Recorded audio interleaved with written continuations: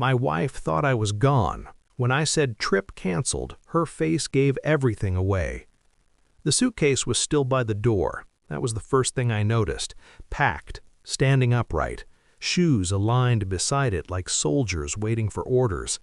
The house smelled different, too clean, too intentional. Not the kind of clean you do for yourself, the kind you do when you're expecting someone else. My phone buzzed in my pocket, a message I wasn't meant to see. Not yet. He said he'd be gone by now. I didn't open it. I didn't need to. I stepped inside quietly, the way you do when you don't want to wake a sleeping child, or a sleeping lie. She came down the stairs moments later, already smiling, until she saw me. The smile collapsed. Not slowly, instantly. Her eyes flicked to the suitcase, then to the door, then back to my face. You didn't leave?"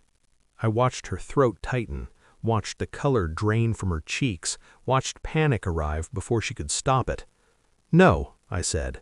My voice was calm, almost bored. I let the silence sit between us, let it stretch.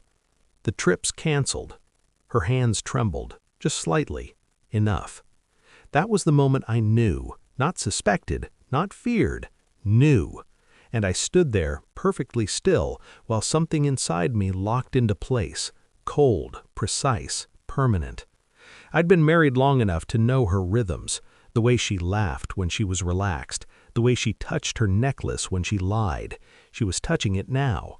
I remembered the weeks before the trip, how distant she'd become, how her phone never left her side, how intimacy turned mechanical, like a duty she was eager to check off.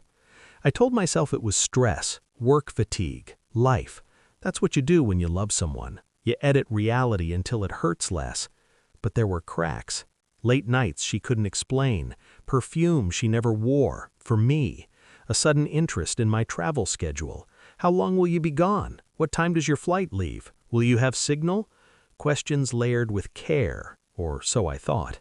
Standing there now, watching her struggle to recover, every memory rearranged itself, like evidence sliding into place. She smiled again, too fast. "Oh, I thought you were already on your way." "No," I said. "Just that." Her gaze darted past me, toward the hallway, toward the guest room, toward the locked door she'd forgotten to unlock. I followed her eyes. She noticed. "Everything okay?" I asked. She nodded too quickly. "Of course," but her voice cracked. I felt something then, not anger, not yet, clarity, the kind that burns away hope. I didn't confront her, that would have been sloppy.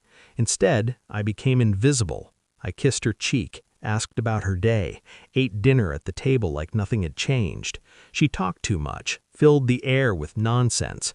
Her phone buzzed once, she nearly jumped out of her skin. That night, after she fell asleep, I moved. Her phone first. Face ID. Easy. She still trusted me. Messages archived. Hidden apps. A name saved under a coworker's contact. Photos deleted but not erased. Hotel confirmations. Dates that lined up perfectly with my trip. I copied everything. Then I waited. Over the next few days, I watched her perform. The nervous glances, the forced affection, the way she checked the clock as if time itself had betrayed her. I ran phone records, cross-referenced numbers. I sat in my car outside a cafe 2 towns over and watched her meet him. He was older than I expected, confident, familiar with her laughter. They touched like people who believed no one was watching. I didn't interrupt. I documented. Screenshots, receipts, patterns. At home, I was calm, supportive, loving. Inside, I was dismantling everything, brick by brick. The confirmation came quietly, an email forwarded to myself, a receipt she'd forgotten to delete. No ambiguity, no doubt. I waited until Sunday evening. She was folding laundry when I sat across from her. I placed my phone on the table, face down. "I need to ask you something," I said. Her shoulders stiffened. "When did it start?" She blinked. "What?" I turned the phone over, unlocked it, slid it toward her. She didn't touch it. Her breathing changed. "How long," I repeated, "have you been planning your life without me?" Silence. Then tears. Real ones. Messy. Too late. "I can explain." "I know," I said. That stopped her.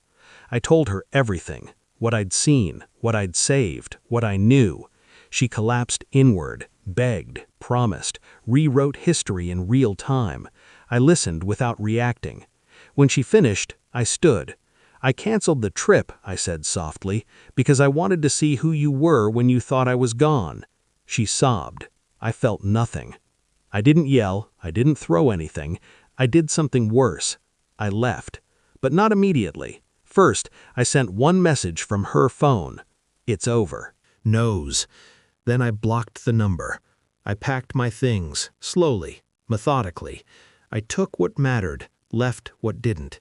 At the door, she reached for me. "Please," she whispered. I looked at her, really looked. "I already left," I said. "You just didn't notice." The divorce was efficient, surgical. Evidence does that. Her world unraveled quietly. Friends asked questions. He disappeared. The narrative she'd built collapsed under its own weight. I never corrected anyone. Truth doesn't need help. I live alone now. The silence is clean. Sometimes I think about that moment, the suitcase, the look on her face, the instant her future slipped.